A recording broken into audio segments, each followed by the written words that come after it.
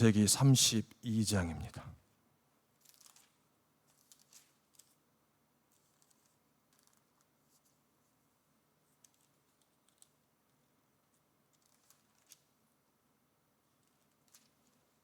(13절부터) (31절까지입니다)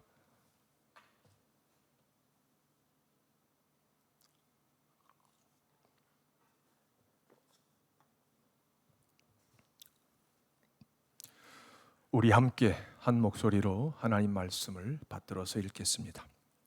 13절입니다. 야곱이 거기서 밤을 지새고 그 소유 중에서 형 에서를 위하여 예물을 택하니 암염소가 200이요 숫염소가 20이요 암양이 200이요 수양이 20이요 젖나는 낙타 30과 그 새끼요 암소가 40이요 황소가 10이요 암나귀가 20이요 그 새끼 나귀가 10이라.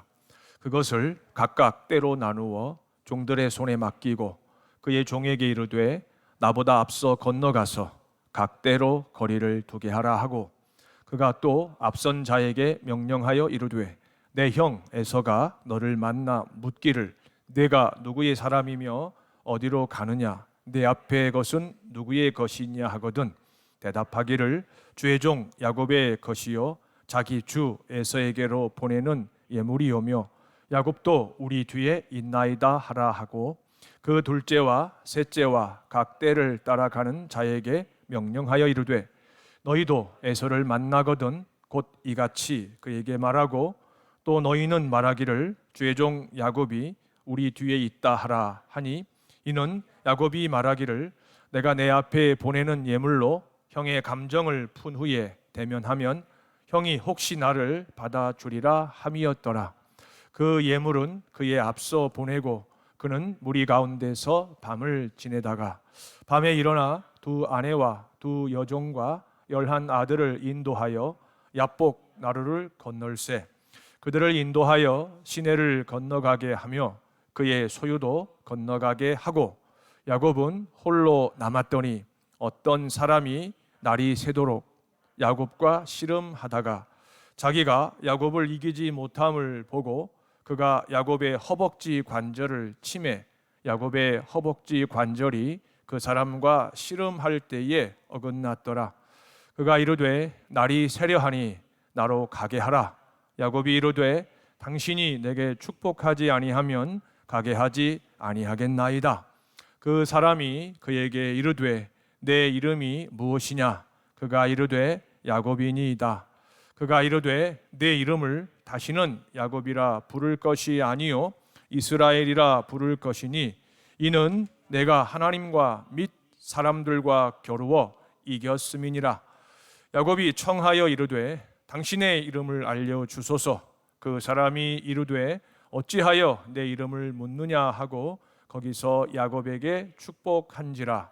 그러므로 야곱이 그곳 이름을 브니엘이라 하였으니 그가 이르기를 내가 하나님과 대면하여 보았으나 내 생명이 보존되었다 함이더라. 그가 브니엘을 지날 때에 해가 돋았고 그의 허벅지로 말미암아 절었더라. 아멘.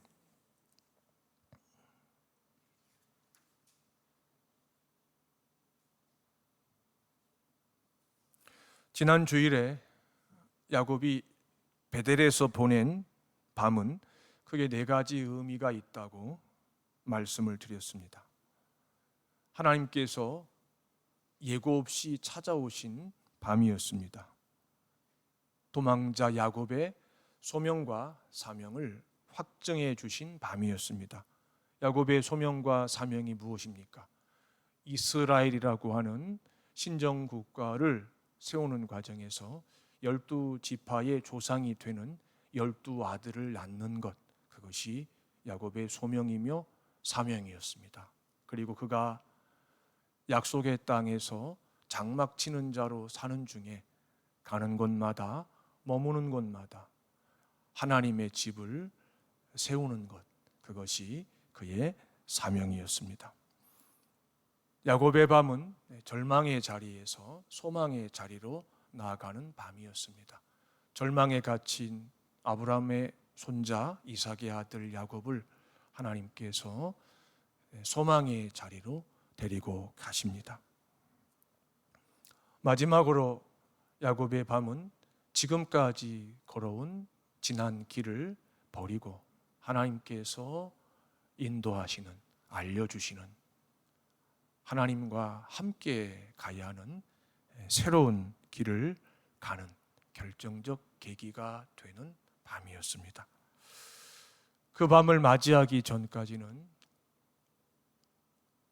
멀게는 할아버지 아브라함의 영적 그늘 아래 있었고 가까이는 아버지 이삭의 영적 그늘 아래 있었습니다. 그러나 그 밤을 보낸 후에 그는 할아버지와 아버지의 영적인 그늘에서 한 발자국씩 독립해 가고 있었습니다. 그가 한 번도 걸어본 적이 없는 새로운 길을 걷게 하는 특별한 밤이었습니다. 이것이 우리가 지난 주일에 살펴본 야곱의 밤의 의미였습니다. 우리가 특별히 주목하고 기억해야 될 것은 야곱이 베델에서 보낸 이 밤의 의미는 하나님께서 야곱을 찾아오신 밤이라는 겁니다. 이것이 가장 중요합니다. 야곱뿐 아니라 모든 하나님의 자녀에게 하나님이 찾아오시면 그의 인생은 근본적으로 바뀔 수밖에 없습니다. 오늘은 야곱의 밤 두 번째 시간입니다. 참고로 첫 번째 야곱의 밤과 두 번째 야곱의 밤 사이에는 20년이라고 하는 시간적인 간격이 있습니다. 이 20년이라고 하는 물리적 시간이 지나는 동안에 하나님의 종 야곱의 삶, 그를 둘러싼 환경에는 많은 변화가 있었습니다. 결혼을 했고 일가를 이루었습니다. 레아와 라헬 그리고 자신의 두 아내의 몸종이었던 비라와 실바 사이에 11명의 아들과 1명의 딸을 두었습니다. 루스에서 20년 전에 루스에서 베델에서 밤을 지낼 때는 혈혈단신이었습니다. 20년이 지난 지금은 대가족의 가장입니다. 족장이 된 겁니다. 창세기에 3명의 족장에 대한 이야기가 나오는데 첫째가 아브라함이고 둘째가 이삭이고 셋째가 야곱입니다. 족장의 반열에 서게 된 것입니다. 남녀 종들과 많은 가축을 거느린 부자였습니다. 딱 봐도 누가 봐도 부자구나 이런 인상을 주고도 남음이 있는 엄청난 변화가 있었습니다.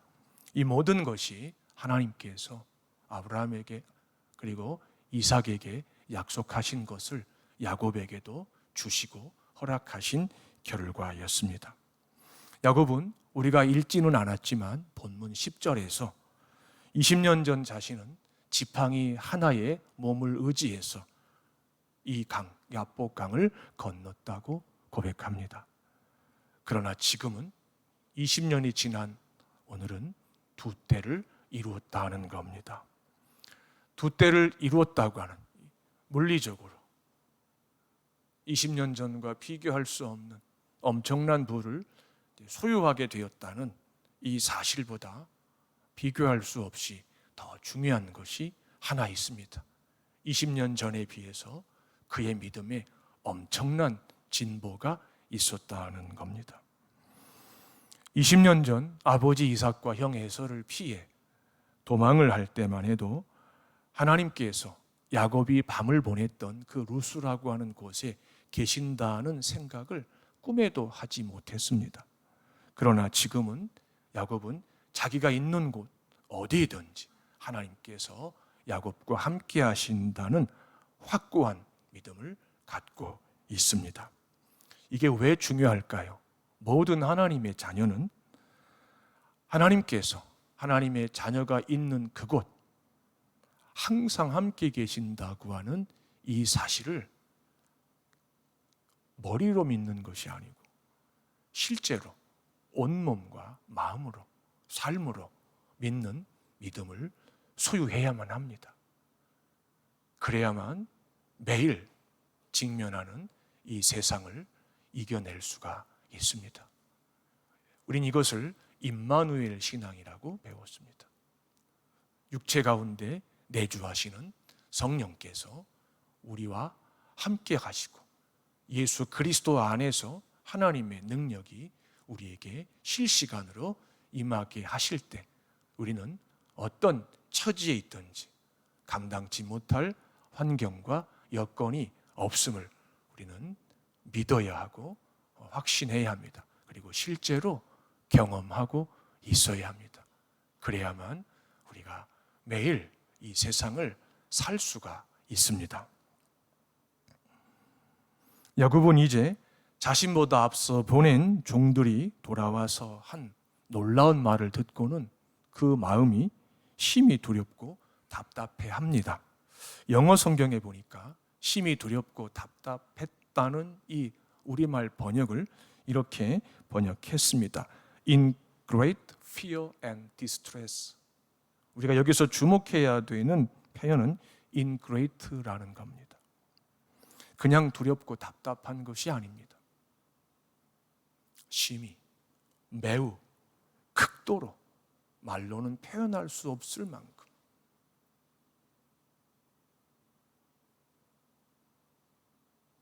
요즘 아이들이 사용하는 세속적인 표현을 빌리면 왕두렵고 답답했습니다. 하나가 더 있는데 그것은 설교단에서 사용하기가 적절치 않아서 제가 생략하겠습니다.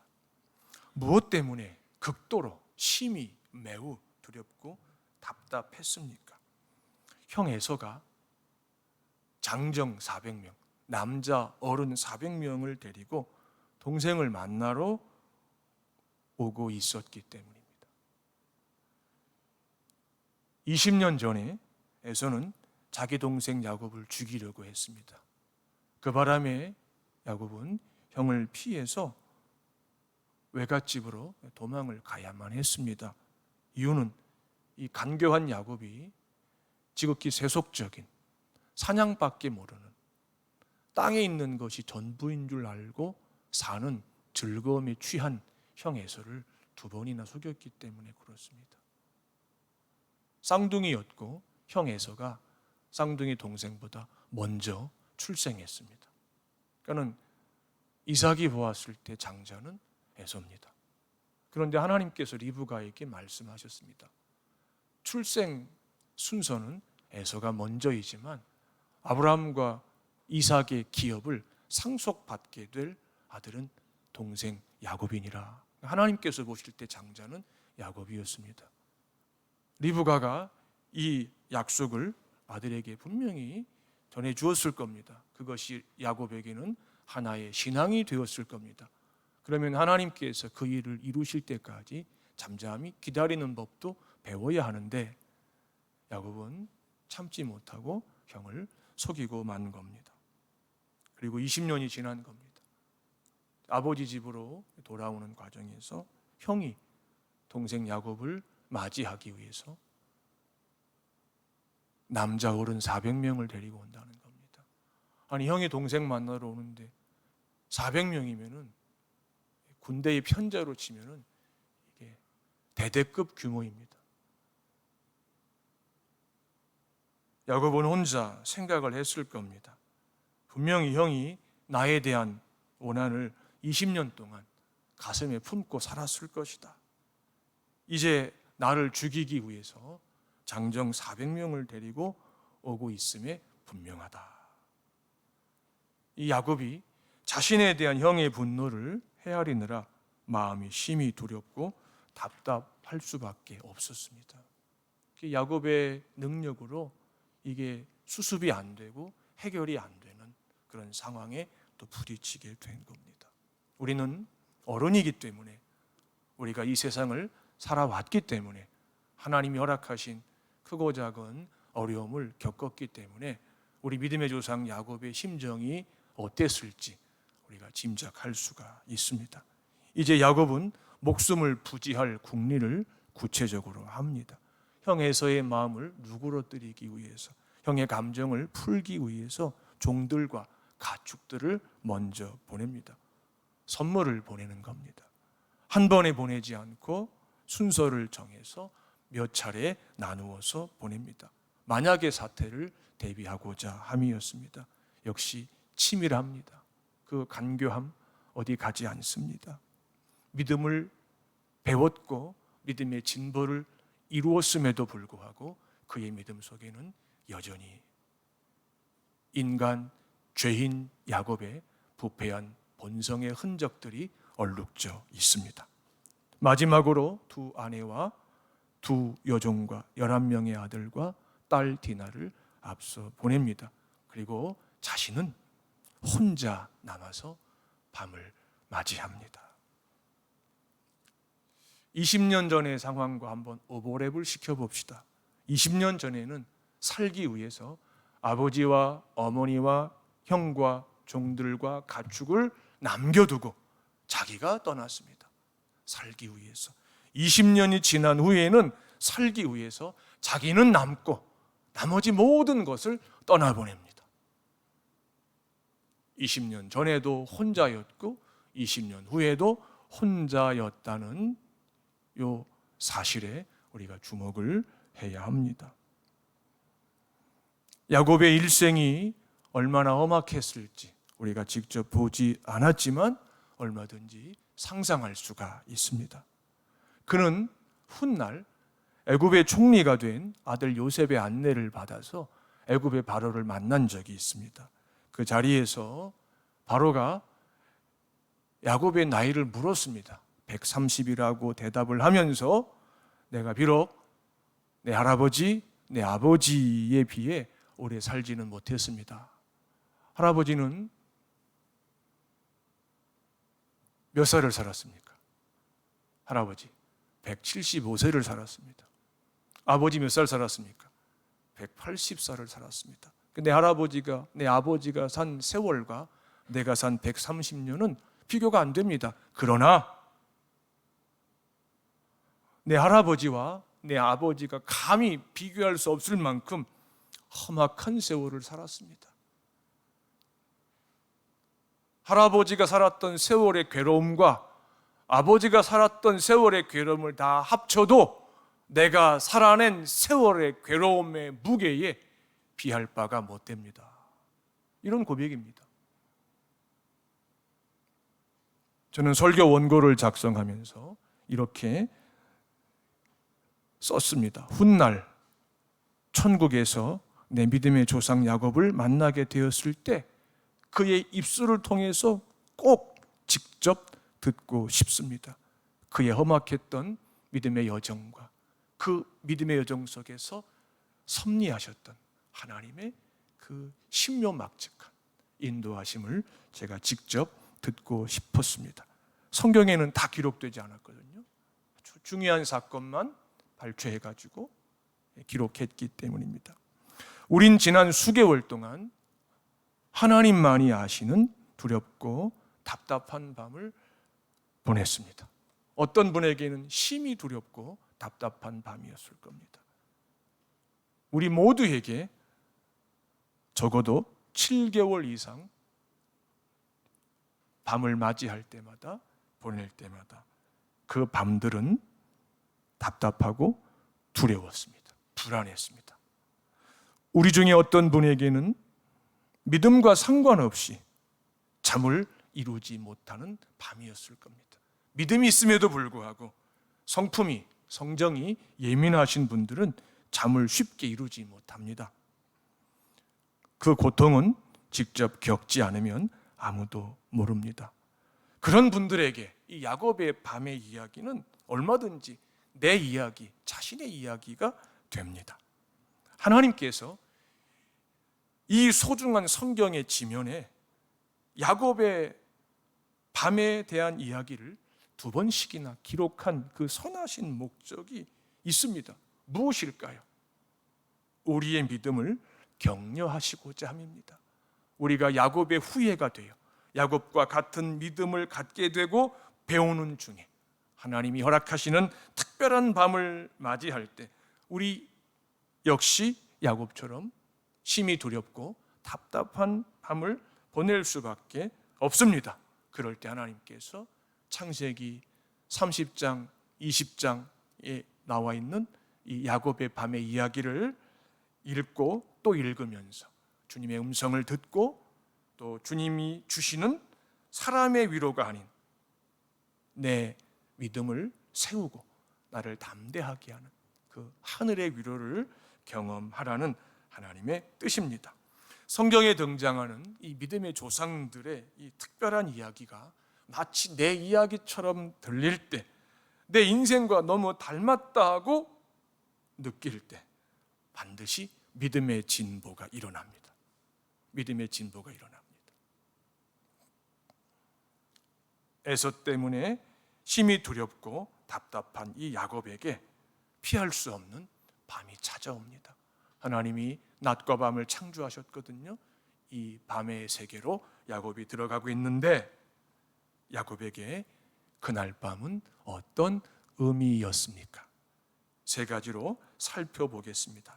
첫째, 하나님을 기다리는 밤입니다. 어떤 하나님입니까? 20년 전 베델에서 야곱을 찾아오셨던 할아버지와 아버지의 하나님을 이제 야곱이 기다리고 있는 밤입니다. 두 번째, 하나님의 사자와 밤새도록 씨름을 한 밤입니다. 20년 전에는 그냥 피곤해서 깊이 잠을 자는 중에 하나님의 의지에 의해서 꿈을 꾸게 되었고 일방적으로 자기를 찾아오신 하나님의 방문을 받고 하나님 편에서 말씀하시는 이야기만 수동적으로 들었던 밤입니다. 그런데 20년 후에 이 밤은 자기를 찾아온 그 하나님과 밤이 새도록 씨름하고 있었습니다. 세 번째, 그의 이름이 야곱에서 이스라엘로 바뀌는 결정적 계기가 되는 밤이었습니다.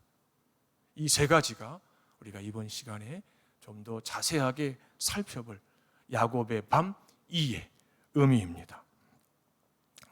첫 번째, 20년 전 베델에서 야곱을 찾아오셨던 바로 그 하나님을 이제 야곱이 기다립니다. 20년 전에는 철저하게 수동적인 야곱이었습니다.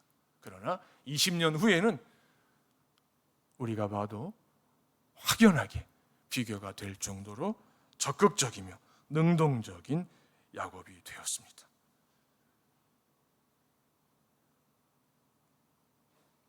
20년 전에는 하나님께서 야곱을 찾아오시리라고 꿈에도 생각하지 못했습니다. 하지만 지금은 그때와 전혀 다릅니다. 야곱은 하나님께서 오늘 밤에 반드시 나를 찾아오신다고 믿고 있습니다. 오시면 좋고 안 오시면 그만이지 이런 게 아닙니다. 우리 가운데 그런 분이 계시는지 모르겠습니다. 야곱 흉내를 내보려고 하다가 뭐 오시면 좋고 뭐 오늘 밤에 안 오시면 그만이지 이렇게 밤을 맞이해서는 안 됩니다. 오늘 찾아오신다고 믿어야 됩니다. 오늘 안 찾아오시면 난 여기서 끝낼 수밖에 없다는 그런 믿음을 가져야 합니다.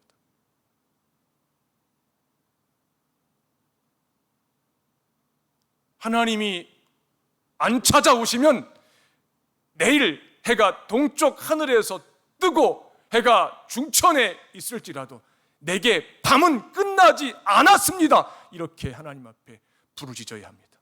하나님이 찾아오시고 하나님께서 내 부르짖음에 귀를 기울여 주시고 응답하시겠다고 약속하셔야만 내게 아침이 오는 것이 의미가 있습니다. 이런 고백을 할 수 있어야 합니다.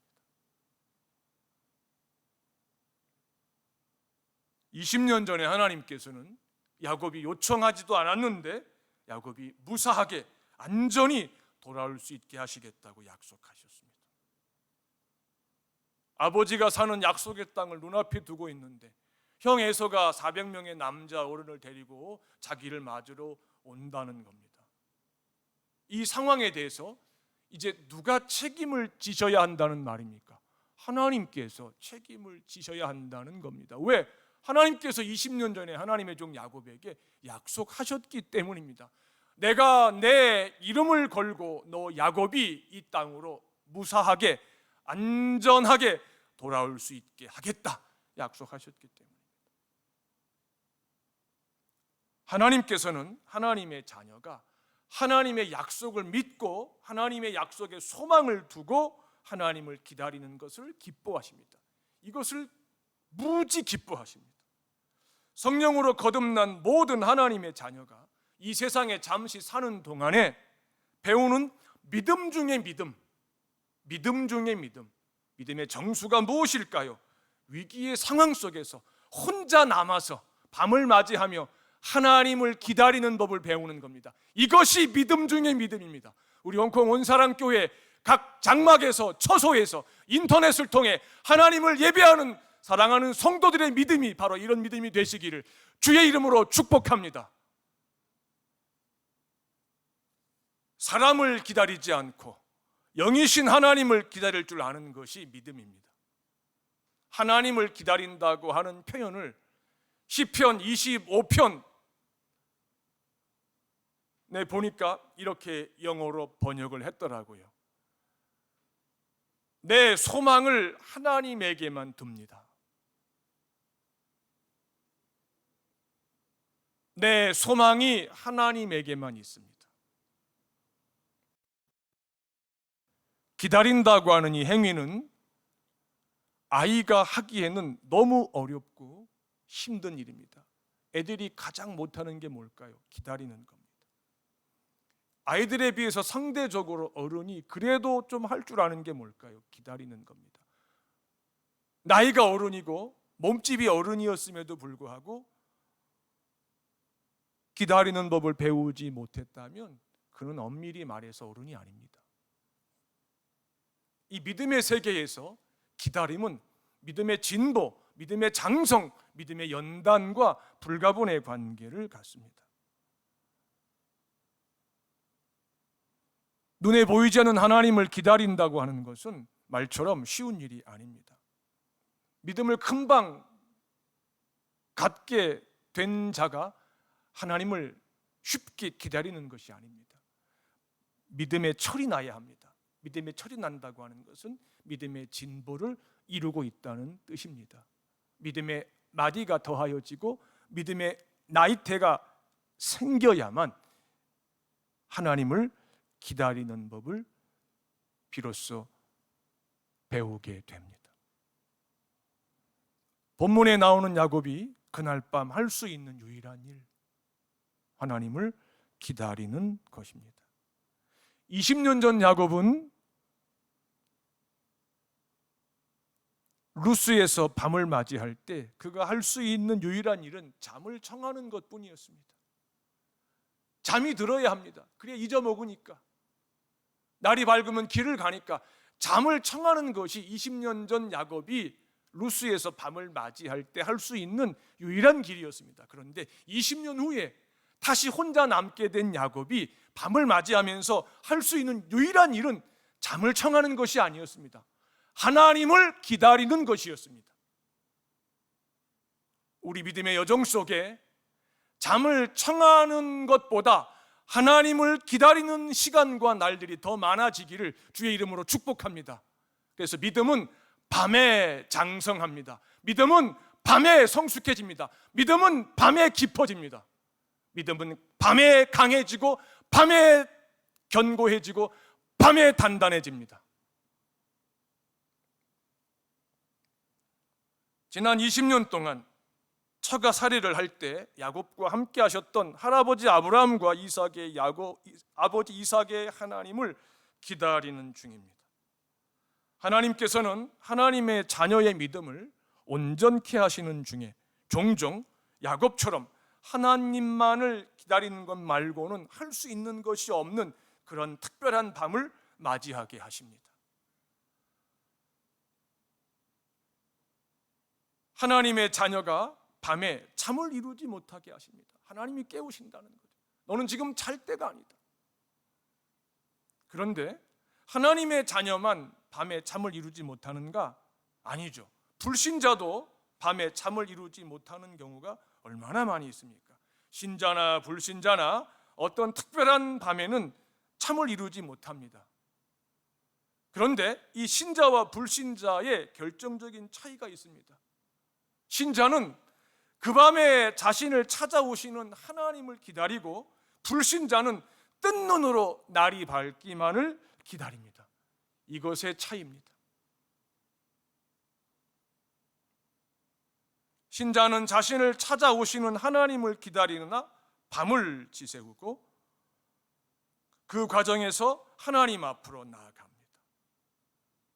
하나님께서는 하나님의 자녀가 밤에 하나님을 기다리면서 하나님 앞으로 나아오는 것을 이루 말할 수 없이 기뻐하십니다. 야곱은 지금 하나님 앞으로 나아가고 있습니다. 하나님 앞으로 나아가서 하나님께서 야곱의 영혼과 육체 가운데 충만하게 임재해 주시기를 기다립니다. 그는 그 과정에서 지난 20년 동안 하나님께서 함께 하셨던, 잊을 수 없는, 죽어도 잊을 수 없는 그 특별한 시간을 추억합니다. 믿음이 무엇입니까? 때로는 하나님께서 지금까지 나와 함께 하셨던 특별한 시간, 특별한 사건들을 내 기억 속에서 다시 꺼내서 추억하고 그 의미를 내 마음에 다시 새기는 것, 이것이 믿음입니다. 이것은 모든 하나님의 백성이 믿음의 여정 속에서 할 수 있으면 자주 반복해야 되는 아주 복된 행위이기도 합니다. 하나님의 전능하시며 거룩하시며 선한 손에 사로잡혀 지금까지 살았습니다. 그리고 오늘 야복강까지 왔습니다. 그리고 밤을 맞이하고 있습니다. 이 밤에 하나님, 저를 찾아오셔야만 합니다. 이렇게 고백하다 보면 자기도 모르게 목이 메이고 거룩한 눈물이 날 수밖에 없습니다. 하나님을 기다리는 야곱의 심정을 얼마든지 헤아려 볼 수가 있습니다. 그날 밤 하나님께서 야곱을 찾아오셔야만 야곱과 그의 가족이 살 수가 있습니다. 야곱이 얼마나 간절하게 하나님이 찾아오시기를 기다렸을지 우리가 상상할 수 있습니다. 하나님께 허락하시는 이 곤고한 날을 어떻게 견뎌낼 수 있을까요? 하나님을 기다릴 줄 아는 법을 배워야 합니다. 그리고 하나님을 기다리는 그 시간 자체가 복이라고 하는 진리를 경험해야 합니다. 그래야만 야곱처럼 하나님을 기다릴 줄 아는 믿음의 진보를 이룰 수가 있습니다. 형통한 날에는 하나님을 기다리는 법을 배울 수가 없습니다. 왜? 우린 형통할 때 절대로 하나님을 기다리지 않습니다. 우린 형통할 때 절대로 하나님을 찾지 않습니다. 입술로는 찾지만, 혀로는 찾지만, 기다리지만 우리 마음이 절박하게, 간절하게, 목마른 사슴이 시냇물을 찾을 정도로 갈급하게 하나님을 기다리지 않습니다. 하나님은 간절하게 기다린 자를 찾아오십니다. 그냥 찾아오시면 좋고 안 오시면 그만이고, 형통하니까 아쉬울 게 없는 자를 하나님은 절대 찾아오시지 않습니다. 하나님이 찾아오신다고 하는 그 의미가 무엇인지 영과 혼과 관절과 골수에 새긴 경험이 있는 자가 다시 그 경험을 기억하면서 추억하면서 하나님을 부르고, 하나님이 찾아오시지 않으면 전 여기서 끝낼 수밖에 없습니다. 이렇게 탄식할 때 하나님 찾아오십니다. 심히 두렵고 답답한 밤을 맞이할 때, 우리가 천길 낭떠러지 끝에서 하나님이 찾아오셔서 붙잡지 않으시면 우린 소망이 없다고 우리가 부르짖고 탄식할 때 하나님 반드시 찾아오십니다. 이것이 하나님이 자기 자녀를 다루시는 방식입니다. 하나님을 기다리는 법을 배우는 하나님의 자녀들의 모습을 옆에서 지켜보면 얼마나 다양한 형태로 저들이 하나님을 기다리는지 모릅니다. 혹시 나중에 한국 가실 일이 있으면 밤에 가까운 기도원을 한번 방문해 보십시오. 밤에 잠을 자지 않고 기도처에서, 굴에서, 산에서 하나님이 찾아오시기를 기다리는 기가 막힌 성도들을 만나는 것은 그렇게 어려운 일이 아닙니다. 그들이 복된 자들입니다. 두 번째 야곱의 밤은 밤이 새도록 하나님의 사자와 씨름을 한 밤이었습니다. 하나님께서는 하나님을 간절하게 기다리는 야곱을 찾아오셨습니다. 잠언 8장 17절에 보면 나를 사랑하는 자들이 나의 사랑을 입고 나를 간절히 찾는 자는 나를 만난다고 말씀합니다. 야곱처럼 하나님을 눈이 빠지게, 목이 빠지게 기다리는 자에게 하나님은 틀림없이 찾아오십니다. 안 찾아오실 수가 없습니다. 그것은 하나님에게 불가능한 일입니다. 하나님을 간절히 기다리는 자에게, 생명을 걸고 하나님이 찾아오시기를 기다리는 자에게 하나님이 안 찾아오신다, 못 찾아오신다, 불가능한 일입니다. 하나님은 하나님의 자녀의 이 기가 막힌 기다림이 결코 헛되지 않게 하십니다. 히브리서 기자는 하나님께 나아가는 자는 하나님께서 계신 것과 하나님을 찾는 자에게 상 주시는 분임을 믿어야 한다고 강조했습니다. 하나님을 기다리는 자는 하나님께서 찾아오신다는 것을 믿어야 합니다. 사단은 우리에게 속삭입니다. 하나님께서 너를 찾아오실 리가 없다는 거짓말을 합니다. 네 믿음을 봐라. 네가 지금까지 살면서 하나님께 보여드렸던 수많은 불순종과 행위를 보아라. 너 찾아오시겠는가? 사단의 거짓말에 절대 속아서는 안 됩니다. 그럴 때 담대하게 선포해야 합니다. 사단아 물러가라. 너는 나를 넘어지게 하는 자다. 나는 하나님이 찾아오실 때까지 이 자리를 지킬 것이며 찾아오시는 그 하나님과 나는 밤이 맞도록 씨름을 할 것이다. 이렇게 선포해야 합니다. 하나님이 찾아오셨습니다. 목적이 무엇입니까? 일방적으로 야곱에게 뭔가를 말씀하시기 위함입니까? 아닙니다. 야곱의 씨름의 상대자가 되어주시기 위함이었습니다. 본문 24절에 보면 어떤 사람이 밤이 새도록 야곱과 씨름했다는 말씀이 나옵니다. 이 어떤 사람은 하나님의 사자를 가리킵니다.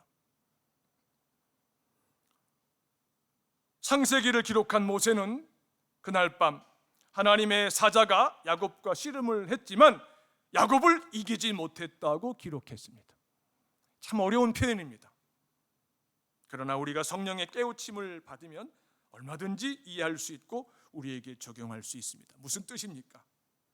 하나님의 사자가 감히 피조물인 죄인에 불과한 이 야곱을 이기지 못했다는 그 말씀의 의미가 무엇입니까? 야곱을 이기지 못한 것이 아니고 하나님께서 야곱의 영혼 속에 심어주시고 장성케 하신 그 분량의 믿음을 하나님의 사자가 감당하지 못했다는 겁니다. 인간 야곱을 감당하지 못한 것이 아니에요. 하나님은 하나님의 자녀가 하나님에게서 난 믿음을 가지고 하나님과 씨름할 때에 하나님이 아버지이시기 때문에 얼마든지 져주십니다. 야곱의 믿음의 집요함을 이렇게 극단적으로 부정적인 형태로 강조합니다. 야곱은 자신을 찾아온 하나님의 사자를 그냥 보내드리면 자신과 아내들과 자식들과 남녀 종들과 가축은 더 이상 소망이 없다는 것을 잘 알고 있었습니다. 그래서 자신을 찾아오신 하나님의 사자에게서 변개할 수 없는, 물릴 수 없는 확답을 받고자 합니다. 야곱이 듣고 싶은 그 확답을 받기 전까지는 야곱은 하나님의 사자를 보내드릴 수가 없었습니다. 이것이 야곱의 믿음의 내용이고 정서였습니다. 점잖은 믿음, 교양 있어 보이는 믿음, 속지 마십시오. 마귀가 좋아하는 믿음입니다. 때로 우리 믿음은 야생마와 같아야 합니다. 고삐가 풀린 망아지와 같을 때도 있어야 합니다. 하나님께서 그 고삐를 다시 뚫어주시기 전까지 끊임없이 하나님 앞으로 달려가서 하나님과 씨름하는 것을 마다하지 않는 그런 믿음이 우리에게는 절대적으로 필요합니다. 이것이 바로 야곱의 믿음의 정서였습니다. 성경은 이런 믿음을 천국을 침노하는 믿음이라고 합니다. 천국의 상속자에 만족하는 자는 야곱처럼 하나님의 사자와 씨름하지 않습니다.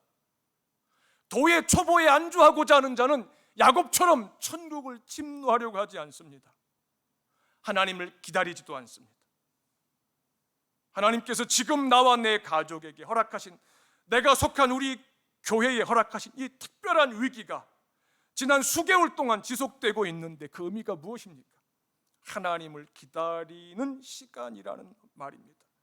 나를 찾아오시는 하나님과 밤이 새도록 씨름을 해야 되는 아주 특별한 시간이라는 뜻입니다.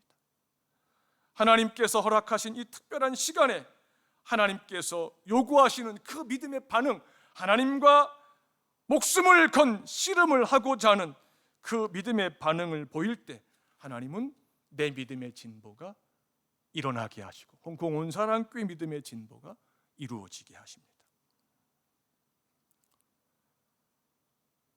하나님이 허락하시는 심히 두렵고 답답한 밤에 우리는 하나님을 기다리고 우리를 찾아오시는 그 하나님과 밤이 새도록 씨름하는 법을 본격적으로 배워야 합니다. 그렇지 않으면 우린 세상을 이기는 믿음을 결단코 소유할 수가 없습니다. 내일에 대한 염려를 능히 극복할 수 있는 믿음의 진보를 이루지 못합니다. 항상 기뻐하고 범사에 감사할 줄 아는 믿음은 하나님을 기다렸던 밤을 보낸 자의 몫이며 자기를 찾아오신 그 하나님과 씨름한 자에게만 주시는 상급입니다. 세상을 이기는 믿음, 모든 하나님의 자녀에게 그냥 주시지 않습니다.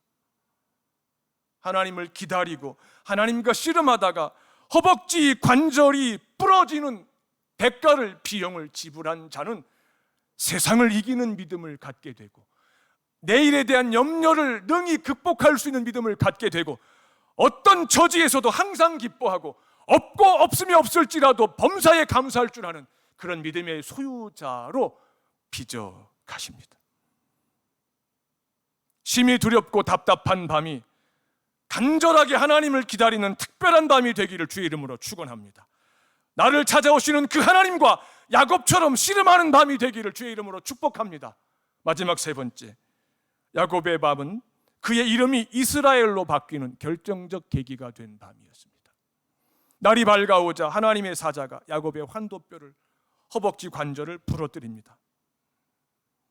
야곱은 하나님과 씨름하는 중에 결국 뼈가 부러지고 맙니다. 허벅지 관절은 힘의 상징입니다. 야곱이 지금까지 살면서 의지했던 인간적인 모든 수고, 능력, 간교한 지혜, 이런 것들이 하나님 앞에서 처음으로 부인되는, 야곱의 생애에서 죽을 때까지 잊을 수 없는 그런 사건이었고 은총의 표징이었습니다. 그런데 야곱은 뼈가 부러졌음에도 불구하고 하나님의 사자를 붙잡고 놓아주지 않습니다. 우리가 하나님과 씨름할 때에 뼈가 부러지는 아픔이 있습니다. 근데 그 아픔 때문에 하나님을 그냥 놓아드리면 안 됩니다. 대부분의 그리스도인들이 뼈가 부러지는 아픔 때문에, 이런저런 핑계 때문에, 명분 때문에 씨름하시기 위해서 찾아오신 그 하나님을 그냥 보내드립니다. 큰일 납니다. 뼈가 부러졌다고 죽지 않습니다. 죽이실 거였으면 뼈 안 부러뜨리십니다. 우리가 우리를 찾아오신 하나님과 씨름을 할 수 없을 만큼 죽을 것 같은 상황을 하나님이 허락하시지 않습니다. 야곱은 울면서 하나님께 매달립니다. 내게 복을 주시지 않으면 나 이대로 하나님 보내드릴 수 없습니다. 기가 막힌 장면입니다. 그냥 가시려면 차라리 나를 죽이신 후에 가십시오.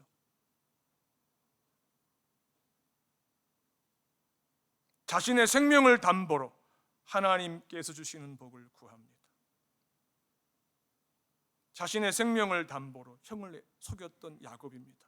자신의 생명을 담보로 하나님께서 주시는 그 복을 구하고 있습니다.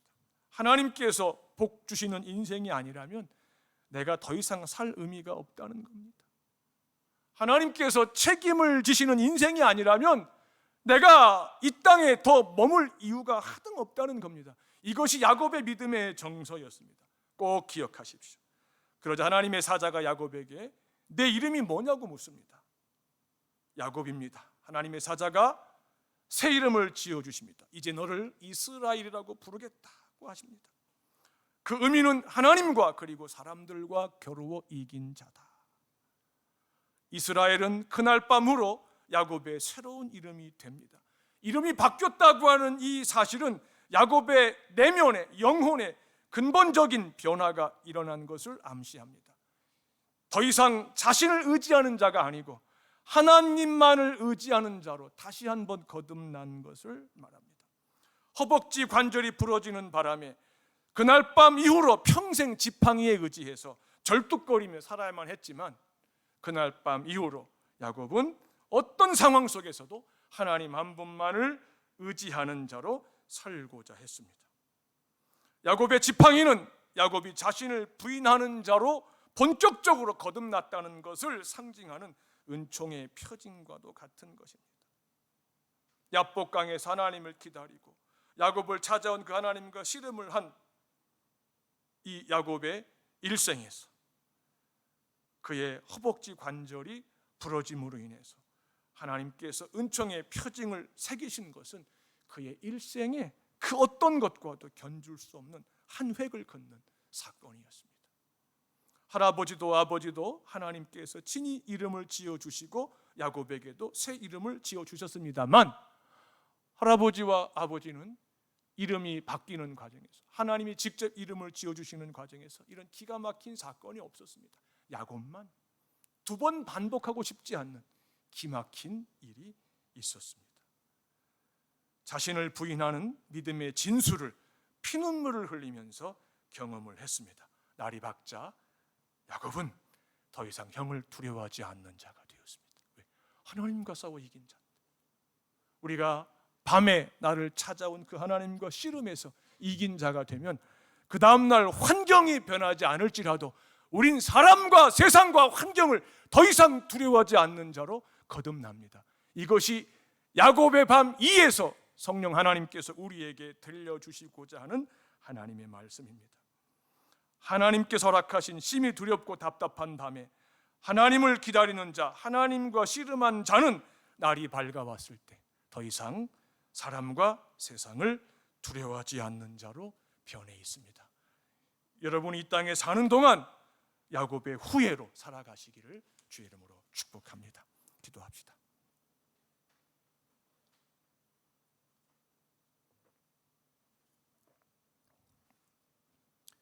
주 예수 하나님 우리 아버지, 두 번째 야곱의 밤의 의미를 배우면서 하나님의 음성을 마음으로 듣게 해주셔서 감사합니다. 하나님을 기다리는 밤이 되게 해주시고 하나님과 씨름하는 밤이 되게 해주시고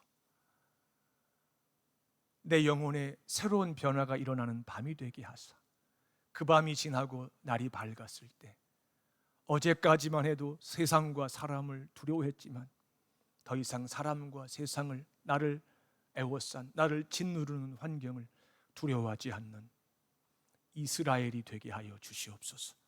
우리의 주와 구주이신 예수님 이름으로 복을 빌고 기도하옵나이다. 아멘.